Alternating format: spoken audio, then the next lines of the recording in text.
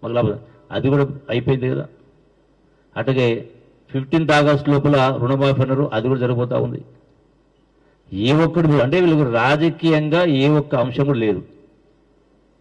అది ఇటువంటి ఆరోపణలు చేస్తారు కాబట్టి 100% వీళ్ళపైన కూడా ఈరోజు కాబట్టి రేపే తెలుస్తుంది కదా. ఎట్లయితే ఈ యొక్క గంట్రాపల్లి ఎట్లయితే ఆరోపణ చేసిన దానిపైన ఈ దేనిపల్లి ఇది ఇష్యూస్ బయటపడ్డాయి కదా, రేపు ఇది బయటపడుతుంది కదా, తెలుస్తుంది కదా. అప్పుడు మీ ముఖం ఎడబెట్టుకుంటారు. క్షమాపణ చెప్పాలంటున్నా. ఏదైతే ఆరోపణ చేసిండ్రో గంట్రాపల్లి ఇష్యూలో మీకు దమ్ము ధైర్యం ఉంటే ఇవన్నీ పంపిస్తారు రేపే. మీకంతా ఇంగ్లీష్ చాలా ఎక్కువ వస్తుంది కదా అని ఇంగ్లీష్ కాపీలను పంపిస్తా, చదువుకొని క్షమాపణ చెప్తావా మిస్టర్ కేటీఆర్, క్షమాపణ చెప్తావా మిస్టర్ ప్రవీణ్ కుమార్. బుద్ధి జ్ఞానం ఉండాలో మాట్లాడితే. చదవడం గొప్ప కాదు, ఎంత గొప్ప చదివింది గొప్ప కాదు, ఎన్ని చదువులు చదివింది గొప్ప కాదు, ఎన్ని పదవులు గొప్ప లెక్క కాదు. సంస్కారం ఉండాల, జ్ఞానం ఉండాల, నిజాయితీగా మాట్లాడు ధైర్యం కావాల. నేను స్పష్టంగా మీరు ఇటువంటి ఆరోపణలు చేస్తే మరి నేను గతంలో నా చరిత్ర మొత్తం రాష్ట్ర మొత్తానికి తెలుసు, మా నియోజకవర్గాల ప్రజలు ఇంకా బాగా తెలుసు. ఇండిపెండెంట్గా గెలిచిన, ఆరోపణగా గెలిచిన. ఇటువంటి తప్పుడు పనులు చేస్తే ప్రజలు ఊరుకుంటారా? ఆ మాత్రం జ్ఞానం లేదా? నేను అందుకని మీరేమన్నారు, సిబిఐ కాకపోతే జ్యుడిషియల్ ఎంక్వైరీ చేసుకోండి. అంత దూరం ఎందుకు? మీరందరూ పోండి, గ్రామ ప్రజల ముంగట చెప్పండి. ఎక్కడేదో గ్రామ ప్రజల ముంగట ఇదే గంట్రాపల్లి పోండి మీరు. నేను సవాల్ విసురుతా ఉన్నా. ఇదే కేటీఆర్ను, ఇదే ఆయనతో పాటు పోయినటువంటి వాళ్ళందరినీ కూడా ప్రవీణ్ కుమార్ ఇంకోరైనా ఇదే గంట్రాపల్లి ఆమె ఆరోపణ చేసింది కదా. నిన్న ఎటువంటి ఆరోపణ చేసిండ్రో ఇదే ఆరోపణ గంట్రాపల్లి చేసింది కదా. మీకు ధైర్యము దమ్ము ఉంటే డైరెక్ట్గా గ్రామాలకు వెళ్ళి చౌరస్తాలు నిలబడండి మీరు ప్రజల సమక్షంలో. దమ్ము ధైర్యం ఉంటే రేపు ఇదే లక్ష్మీపల్లిలో ఏం జరుగుతుందో మనం wait for the enquiry. 24 hours కాలే. ఒకటే ఉదయం జరిగితే ఇప్పుడు మధ్యరాత్రి ఇప్పుడు తెలియదు.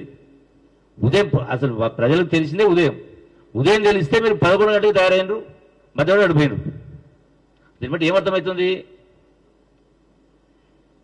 కనీసం నీవే మాట్లాడినావు పూర్వాపరాలు తెలుసుకుందామని. మరి పూర్వాపరాలు తెలియకుండా ఎట్లా ఆరోపణలు చేసినావు? అంటే దుగ్ధ కాదా ఇది? మా మీద కోపం కాదా? మీకు ఏం దొరకదు కాబట్టి ఇటువంటి చేస్తారా?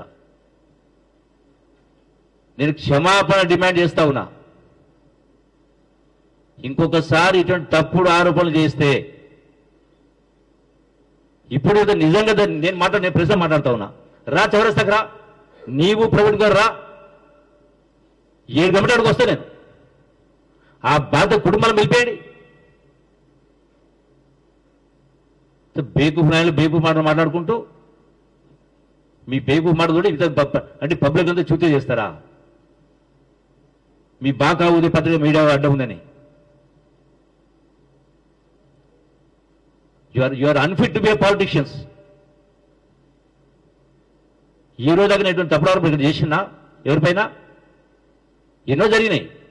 మీకు ఇంకో చెప్తా ఉన్నా, నేను రాజకీయాలకు రాకముందుకు నాకంటే ముందున్నటువంటి సందర్భంలో చాలా గ్రామాల్లో 107 కేసులు ఉండినాయి పార్టీల మధ్యలో. నేను వచ్చిన తర్వాత అన్ని పార్టీలు పిలిపించి కూర్చోబెట్టి రాజకీయ మంచి సంస్కృతి కాదు, మన ఆలోచన ఎప్పుడు కూడా గ్రామాలు అభివృద్ధి చెందాలి, చదువులపై దృష్టి ఉండాలి, ఆటపాటల మీద దృష్టి ఉండాలి, కళలపై దృష్టి ఉండాలి, ఉపాధి అవకాశం దృష్టి ఉండాలా. ఇటువంటి వ్యవహారాలు చేయవద్దని కూర్చొని అన్ని కంప్లీట్ రాజకీయ ఒక్క సింగిల్ కేసు జరగలే, ఒక సింగిల్ 107 లాస్ట్ 23 yearsలో. ఇటువంటి నా పైన బురద వెళ్తే నాకు అంటుకోదు బురద, ఆ బురద మీరే మైలపడతారు, ఆ మసక మీకే అంటుంది. ఎక్కడ ఏ సంఘటన జరిగినా ఓ హౌలా దొరికిండు, నేను ఆ మాట అనకూడదు కానీ ఇంకా నేను పేరు ప్రస్తావిస్తలేను. అరే ఎవరైనా ఎవరైనా సమాచారం ఇచ్చినప్పుడు ఆ సమాచారం ఇచ్చిన వ్యక్తి యొక్క క్యారెక్టర్ని తెలుసుకోవాలా, అతని క్రెడెన్షియల్ని తెలుసుకోవాలా. మీరే స్వయంగా సాక్ష్యం కదా. 5 లక్షల రూపాయలకి 26 కోట్ల రూపాయలు ఎత్తుకున్నాడు. మరి ఏమంటారు, దొంగ అన్నారా, లంగా అన్నారా? ఫామ్ హౌస్లో మీకే దొరికింది కదా. అంటే ఎవరే చెప్తే డూడు బసం లెక్క గంగిరెద్దులకు తలుపుతారా? నువ్వు పార్టీ వర్కింగ్ ప్రెసిడెంట్వు, ఆయన retired IPS officer. Common sense ఉండొద్దు కొద్ది కూడా. నేను బహిరంగంగా క్షమాపణ డిమాండ్ చేస్తా ఉన్నా. లేదంటే ఆ గ్రామానికి స్వయంగా పోండి మీరు మరోసారి. ఇవన్నీ కూడా చార్జ్ షీట్స్. వాడే ఒప్పుకున్నాడు, స్పష్టంగా కనపడతా ఉంది.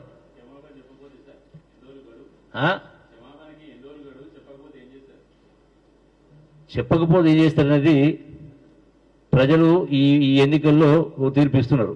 ఇంకోసారి ఇటువంటి జరిగినప్పుడు చేస్తే వాళ్ళు ఏదైతే మాట్లాడిండ్రో 100% అంటే చట్టపరంగా ప్రజల పరంగా బహిరంగంగా ఏ శిక్ష పడుతుంది అటువంటి చేస్తాం. అరే అందుకే నా నిజాయితీగా మాట్లాడడానికి ధైర్యం కావాలి. అబద్ధం చెప్పడం వల్తి, బట్టగాసి మీద వల్తి. నా తప్పు ఉంటే నేను ఎవరికైనా సాగు చెప్తా, ఏ ఇష్యూలో కానీ. నేను మీ లెక్క కాదు.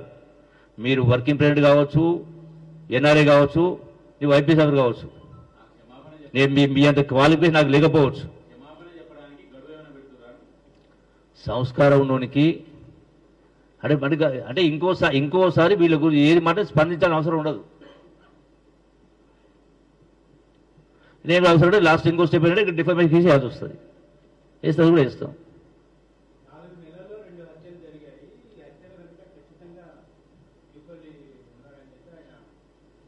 మీకు నేను తెలుగులో చెప్పినప్పుడు కాపీలు మీకు ఇస్తున్నా. ఇది వాళ్ళు కరెక్టే మీరు మీరే నిర్ణయించండి. అందుకే తెప్పించిన కాపీస్. ఇంకా మీకు అనమాట డైరెక్ట్గా ఆ గ్రామానికి వెళ్ళి నిజ నిర్ధారణ ప్రెస్ మీడియానే కోరుతా ఉన్నా. నేను కోరుతా ఉన్నా. నిజ నిర్ధారణ చేసి ఆ గ్రామానికి అందరూ కలిసికట్టుగా గ్రామానికి వెళ్ళేసి నిజ నిర్ధారణ చేసి తప్పు నాది ఉంటే మీడియా పరంగా నన్ను ఏమైనా మాట్లాడండి, ఏ రకంగా శిక్షించండి. వాళ్ళ తప్పుంటే వాళ్ళని అనండి, వాళ్ళకి రాయండి.